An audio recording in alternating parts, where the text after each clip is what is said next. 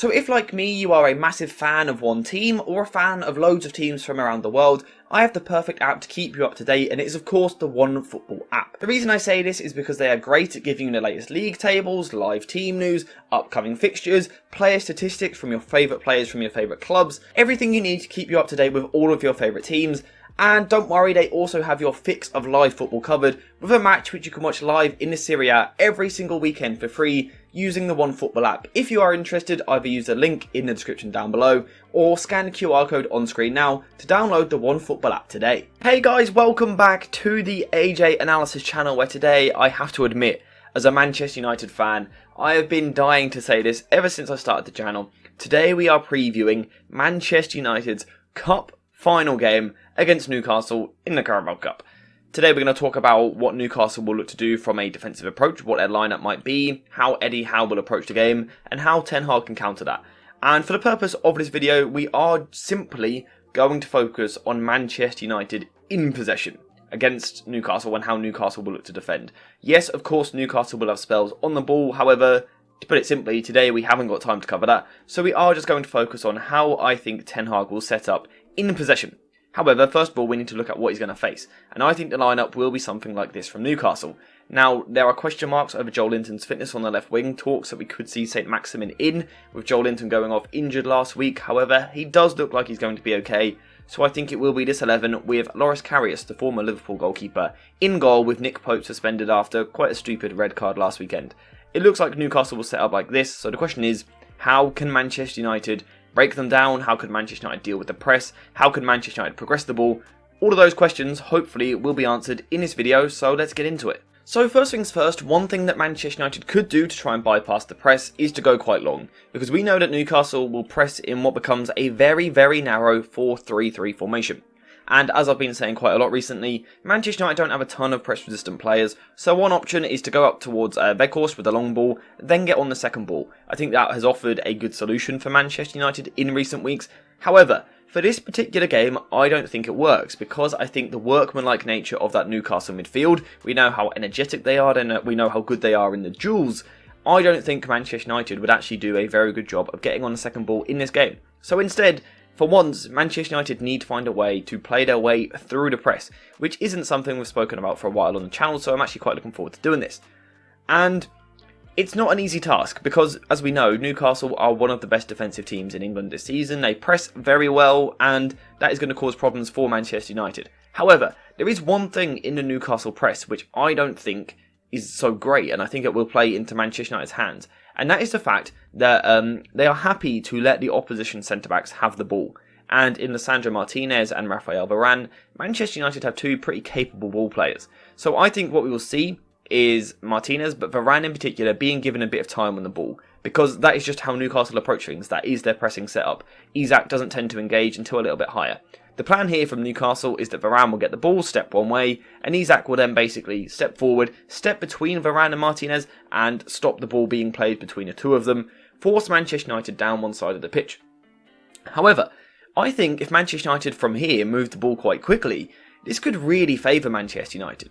And this is because if Varane is willing to step forward with the ball, which he so often is, I think with Bruno Fernandes dropping deep on the right hand side, I think that Manchester United quickly have the opportunity to work a 4 versus 3 in this wide area. If Isak is going to be slow to get out to Varane, I think Manchester United can work a 4 versus 3 round Joel Linton. And this could be even more effective if 1, Joel Linton isn't fully fit, or 2, if he's not fit enough at all when St. Maximin plays, because for all his attacking quality and talent, defensively he is not switched on at all. He's not very good in these areas, he's not as good at pressing as what someone like Joel Linton is.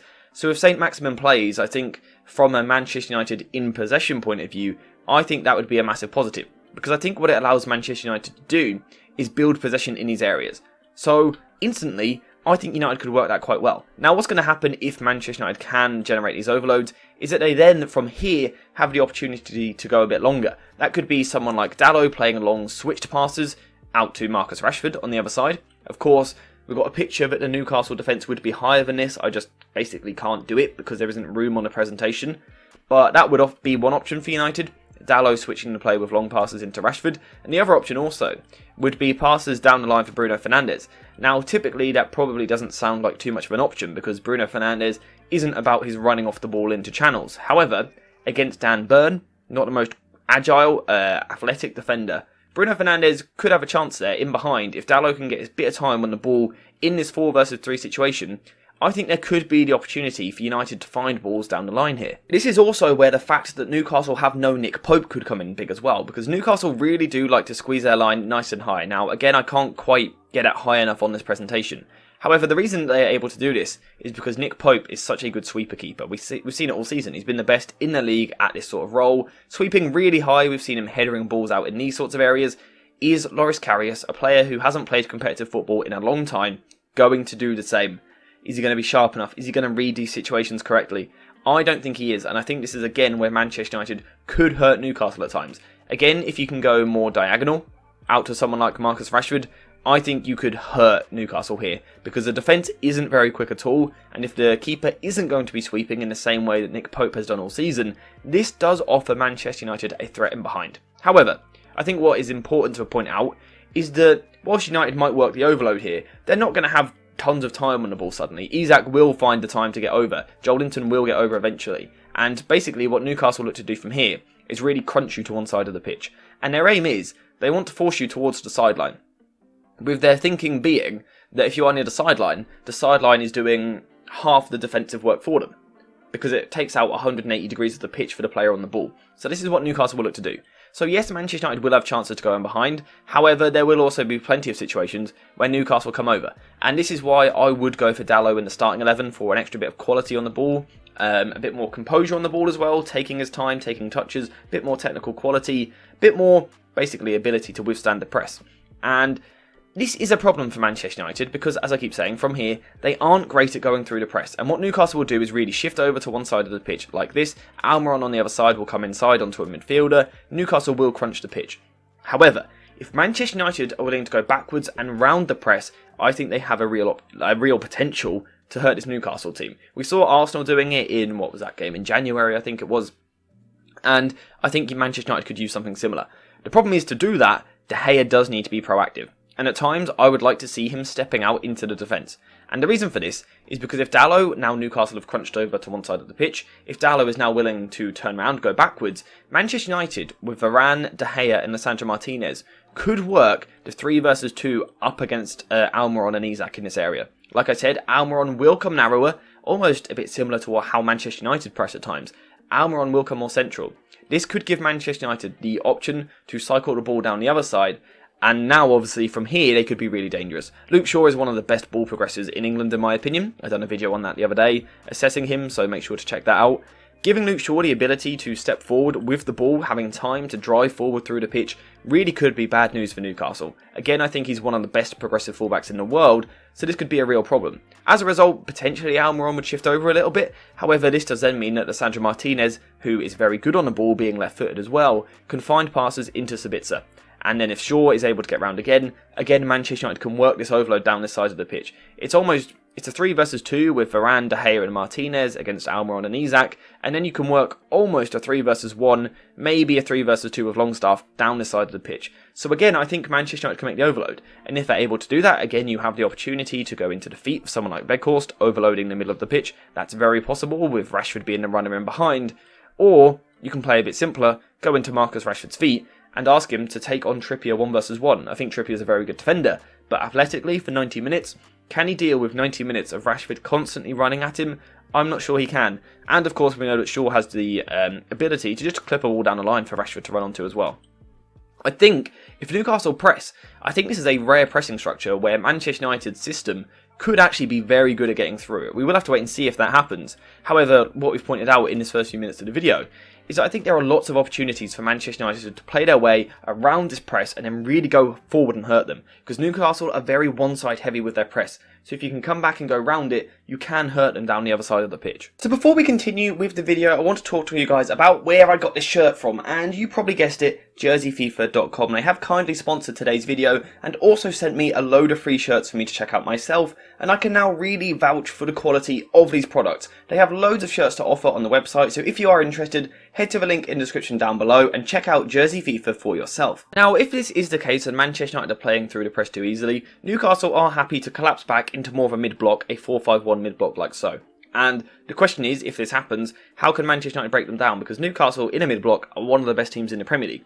However, I think if Manchester United set up in a 3-2-5 shape like this, with Luke Shaw pushing forward down the left-hand side, whilst Dalot tucks a bit more from the right, with Jadon Sancho playing this attacking midfielder role but shifting to the right-hand side, with Marcus Rashford coming inside, I think Manchester United can cause, again, several problems for this Newcastle team. So first things first, I think the reason that this system can cause problems for Newcastle is because of the time for the wide centre-backs for Manchester United on the ball, Lisandro Martinez and Dalot, both of which are very good at stepping forward with the ball, very confident in stepping into these areas. Now, what's the benefit? Once again, Manchester United have the potential to create an overload. If Lisandro Martinez is stepping forward with the ball down this side, we can see Lisandro Martinez, Sabitzer, Rashford and Shaw outnumbering Longstaff, Almiron and Trippier. So this is, again, Manchester United creating a numerical overload in this area, which is really dangerous. We can also see the same down the other side as well. If Dalot is willing to step forward with the ball, then you have Dalot, Casemiro, Sancho and Bruno Fernandes up against Dan Burn, Willock and Joel Linton.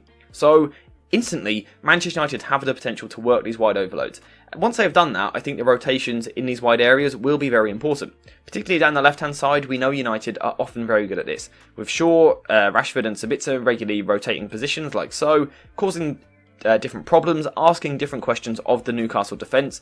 This is what Manchester United need to do more than ever in this game. Get Rashford involved on the ball, get Shaw involved on the ball because of how good he is, but also Sabitzer as well could be very important.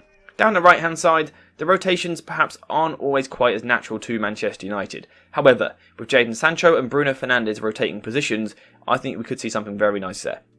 I think by playing Jadon Sancho more central, you have a technical security on the ball, someone who keeps possession for his side and progresses the ball well, whilst Bruno Fernandes on the right-hand side, by moving him out wide, he can focus more on creating. Now typically you might say that Bruno Fernandes might struggle in 1-versus-1s up against a fullback, because he does lack the pace basically and the dribbling ability to beat someone.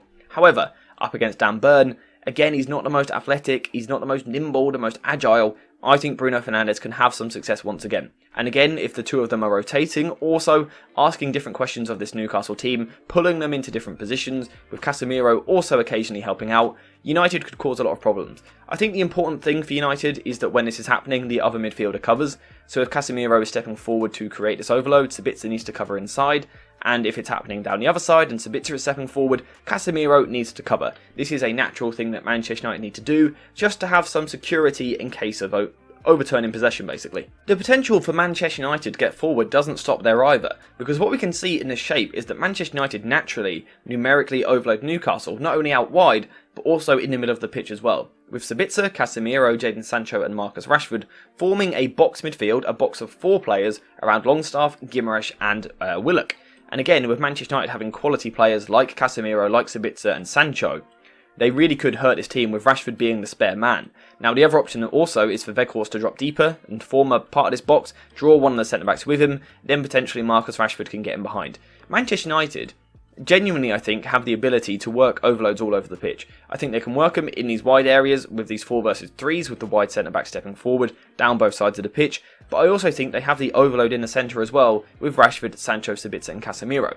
If all of this is happening, Newcastle will continue to drop deep, and they're also happy to drop all the way into a low block as well. I can't quite put them deep enough here because, for presentation reasons, it wouldn't look too nice. However, if Newcastle are happy to drop all the way deep into a 4-5-1, then again United have the overloads by using the same shape, because what Manchester United can do is generate a front 5 of Shaw, Rashford, Weghorst, Sancho and Bruno Fernandes up against the Newcastle back 4. And we really saw the effect of this against Leicester City last weekend, especially with Manchester United having capable long passes in the team.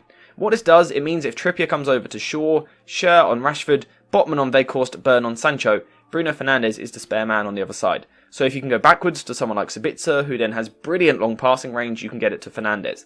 Newcastle can shift over again potentially. But then again, United can go backwards to Casemiro, switch to Ball, who again he's a very good long passer, out to Shaw, and you're constantly pulling apart this Newcastle defence. And Manchester United are getting very good at doing this, and I think there's a lot of potential for them to do it in this game. And for all of those reasons, I'm reasonably confident as a Manchester United fan. I think if Manchester United set up in this way and have that composure and ability to play through the press, like I was saying during the first half of the video, but then also that ability to progress the ball and break the team down in the second half of the video, I think Manchester United have a lot of potential for success in this game. As I said already, Newcastle will offer a threat on the ball as well. They're top 4, top 5 in the Premier League for a reason. They are very good. However, haven't got time to cover that today, so we have just focused on the possession side of things for Manchester United. So now it's time to let me know what you think in the comments down below. What are your score predictions for this game? What would your starting 11 be? How do you think Newcastle will set up? How big is the loss of Nick Pope going to be? All of that, let me know in the comment section down below. I really hope you guys enjoyed the match, as Manchester United fans in particular haven't won a cup in 6 years, so hopefully it's a chance to put that to an end. But also for Newcastle fans, they haven't been in cup finals at all in the past couple of decades. So it should be a great game for both sets of fans. Let's see what team wins. Thank you guys for watching, hope you have enjoyed the video, and as always, I will see you in the next one.